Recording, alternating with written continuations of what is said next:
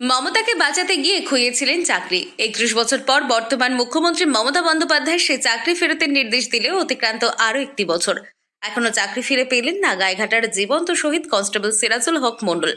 চাকরি ফিরে না পাওয়ার জ্বালা যন্ত্রণা নিয়ে নিজের বাড়িতেই বসে সেদিনের ২১শে জুলাইয়ের কথা ভেবে রীতিমতো অনুশোচনায় ভুগছেন সিরাজুল সহ তার গোটা পরিবার। একজনকে বাঁচিয়েছি যিনি এখন বর্তমান পুলিশ মন্ত্রী, চিফ মিনিস্টার, তাহলে এটা তো উচিত।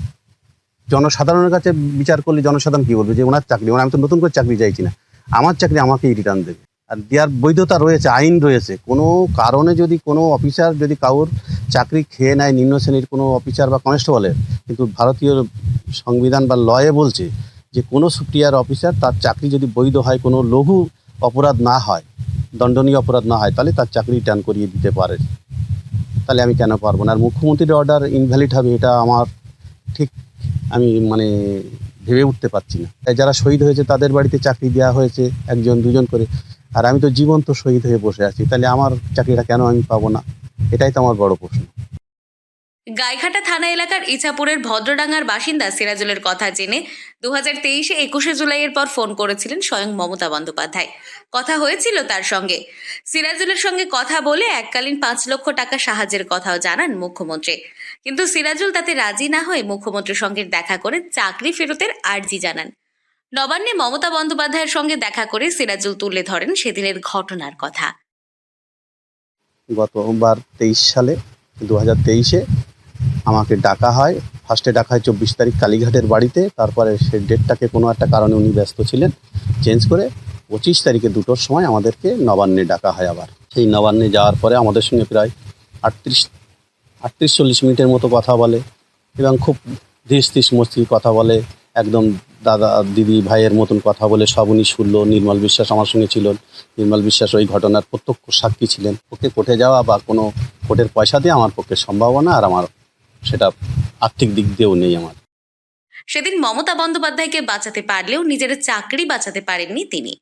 ঘটনার কথা শুনে নবান্নে বসেই মুখ্যমন্ত্রী মমতা বন্দ্যোপাধ্যায় পিপি গোপালিকাকে নির্দেশ দেন সিরাজুলের চাকরি ফিরিয়ে দেওয়ার। সেদিনের পর থেকে কেটেছে আরও 1 বছর। এদিন ২১শে জুলাই শহীদ মঞ্চ থেকে যখন তৃণমূল নেত্রী ভাষণ দিচ্ছেন, তখন সভামঞ্চ থেকে ৮০ কিলোমিটার দূরে টিনের চাল দেওয়া বেড়ার ছোট্ট ঘরে ছেলের জন্য চোখের জল মুছতে দেখা গেল সিরাজুলের মা রঘুবানু মণ্ডলকে। খুব দুঃখিত রয়েছি, খুব অশান্তির মধ্যে রয়েছি, খুব দুর্দিনে আমার দিন কেটে যাচ্ছে।